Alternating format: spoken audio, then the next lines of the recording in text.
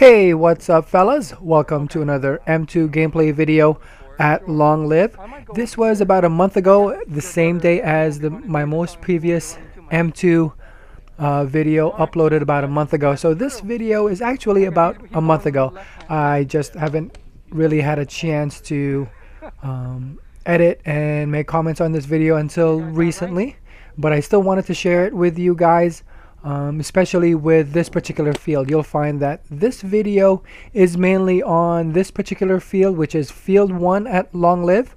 I just wanted to showcase the new changes they made to the field. Before they made all these changes with the new bunkers, this was a field that rarely got to see some action. Most of the time it was pretty muddy actually, and very few bunkers, if any. They were pretty small, so it was really tough to play on, especially with a group larger than, you know, a 6-on-6. So with them putting these new bunkers on, it's becoming more and more used now. It's definitely a lot more fun to play with, so you know, it's definitely worth noting to come and play at this field if you happen to be playing at Long Live now. So this video actually has about 5 games in field 1 during the course of the day. Some early in the morning and some more in the afternoon. So there's going to be 2 types of play. Early in the morning there weren't that many or as much experienced players playing with us compared to the afternoon. So I wanted to make a point to just one ball, take it a little bit easy and just work on accuracy and snapping earlier in the morning, and then in the afternoon, as you'll see a little bit later, we were able to shoot a little faster, communicate a little bit more, and things like that. Now, as far as the die M2, I've gotten a few requests or comments about what my thoughts or my impressions, or if I was going to do an M2 review anytime soon.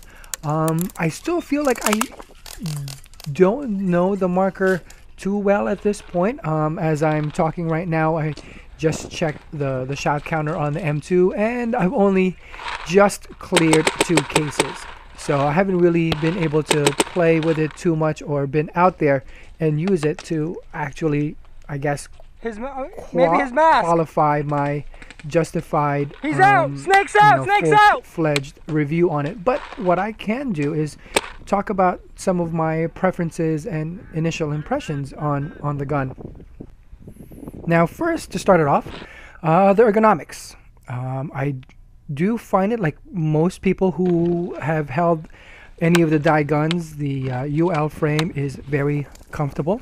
The hourglass shape of the frame makes for a very comfortable and firm grip. Now, the rubber on the grip that they used also adds to the comfortability, I guess, or the tackiness of the gun.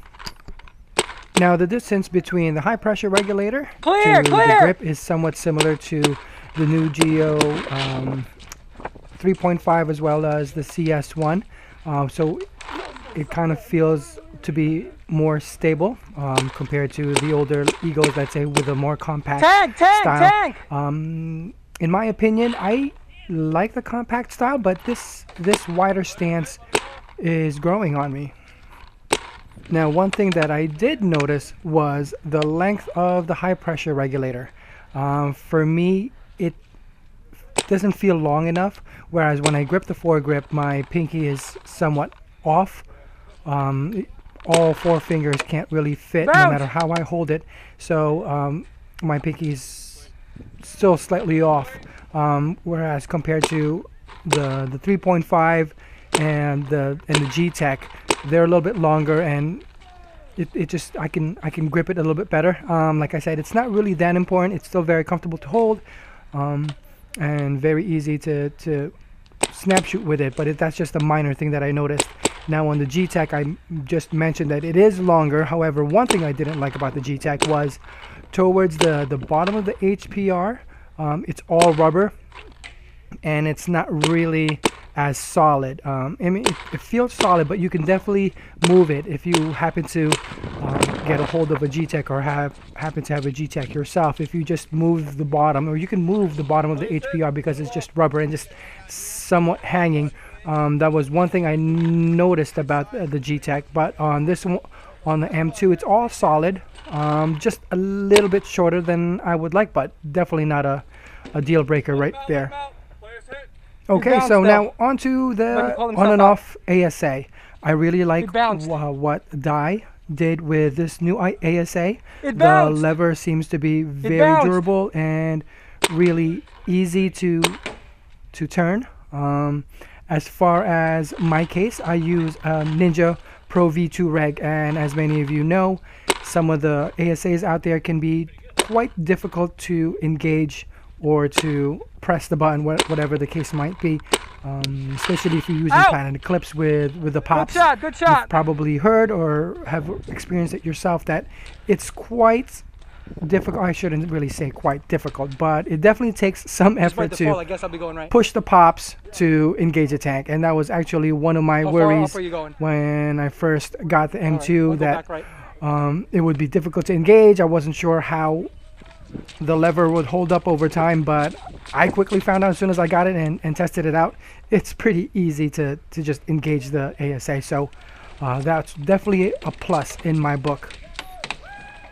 Now onto the screen. I don't know what else I can add to what people have already said about it. I mean, it's fantastic. I think Dye really went above and beyond with the screen. I mean, not only is it huge and easy to see, but the colors are vibrant and very easy to manage.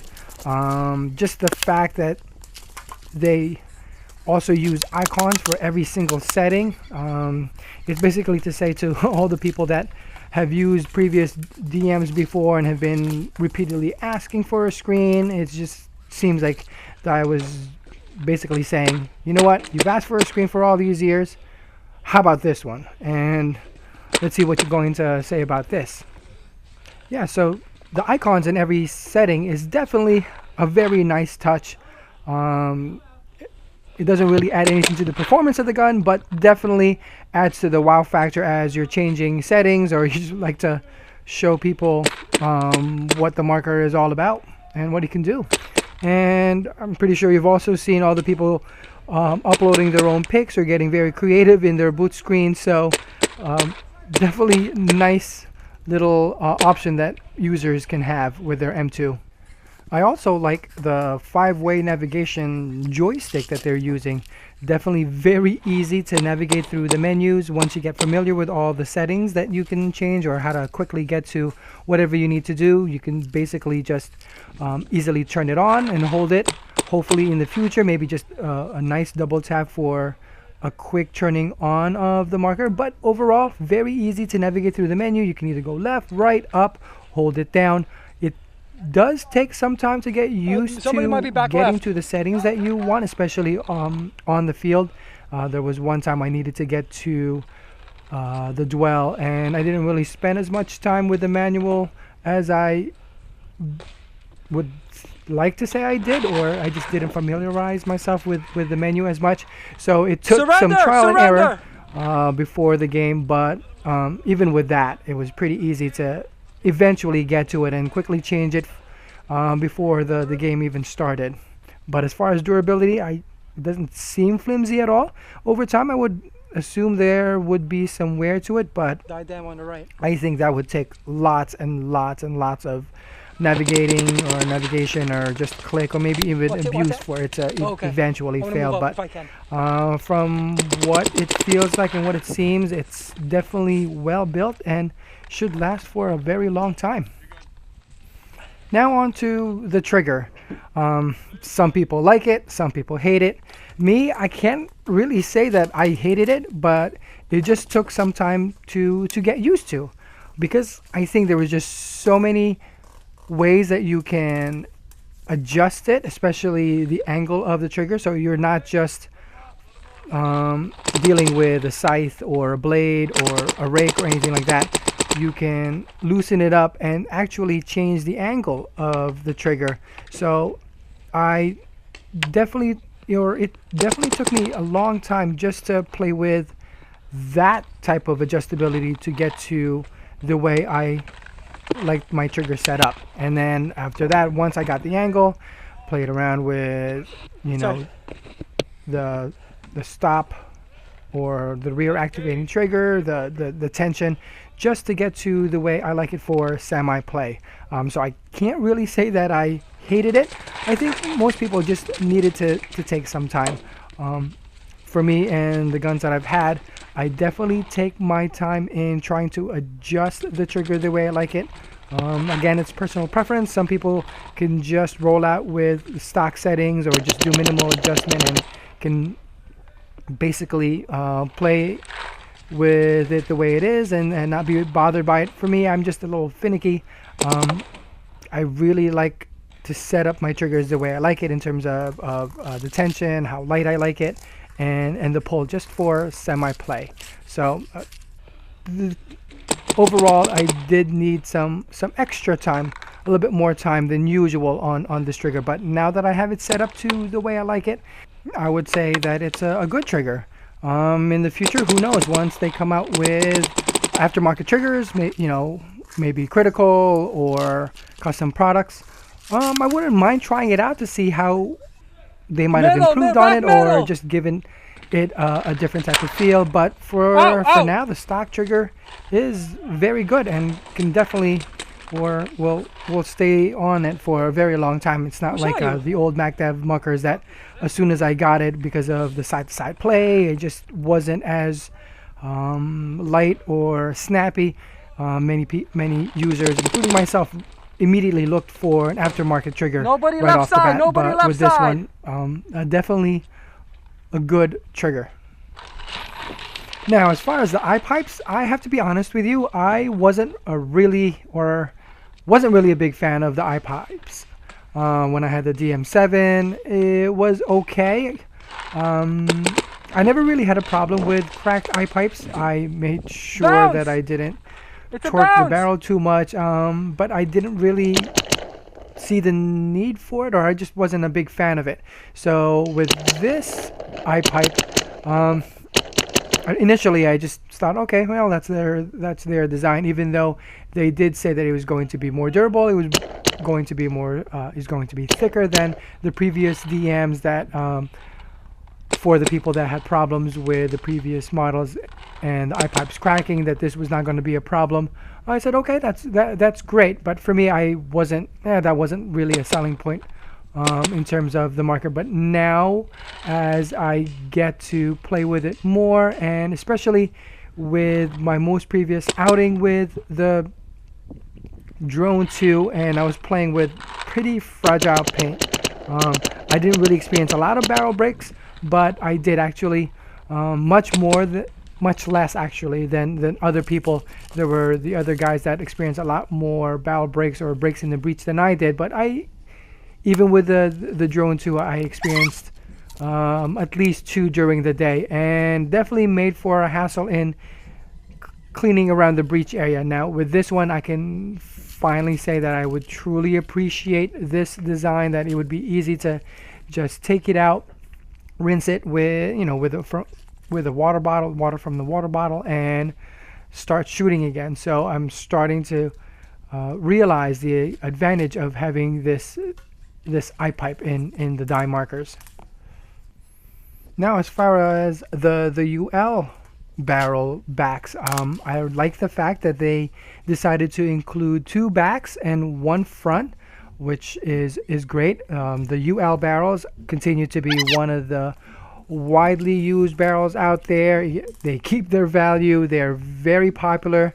They definitely do a good job with the sound signature. I'm still debating on using the UL system. I did pick up a 16-inch tip, and I have to yet use it out on the field to see how it would compare to the other barrels that I am currently using. I still tend to prefer the Disruptive barrel as well as the Lucky 15, only because it does reduce the sound signature significantly, a little bit more than the UL, even though the UL is a bit lighter. Watch the snake. I have no problems with using the Lucky 15. So I still have to continue comparing it on the field and off the field, especially with the 16-inch. But definitely no complaints with the UL barrel. So overall, I really like the M2. I think that it is a pretty solid performer and should definitely make a lot of users, new and old alike. I think they're going to like a lot of the features that it has, a little bit different from the previous generations. And it's a very good gun. Now, one thing I wanted to end the video with was dye and its resale value. I had initially thought that with the introduction of the M2, with all its features, and the dye announcing that they weren't going to continue the trend with releasing markers every year, that the resale value was going to change a little bit, that the value was going to hold a little bit better. But even now, with all that being said, people who are looking to sell their markers, whether it be a brand new one or slightly used, less than a case through it, that they're having a tough time even selling it at the $1,000 or $1,100 mark, that they would have to wait for the right offer to come, or people having to settle for $900 to be able to sell it. Who knows? Maybe time will tell that dye will hold its resale value as soon when people realize how much of a quality gun or a reliable shooter this is going to be, that people will start to realize that they really do have a good value on the M2. Not knocking that many people can basically pick it up cheaply, but it's it's right now it's a buyer's market. Maybe it will change in the future. On his arm. But like always, thank you for watching. I appreciate any comments or advice that you can put in the channel. Thanks again, and see you out there on the field.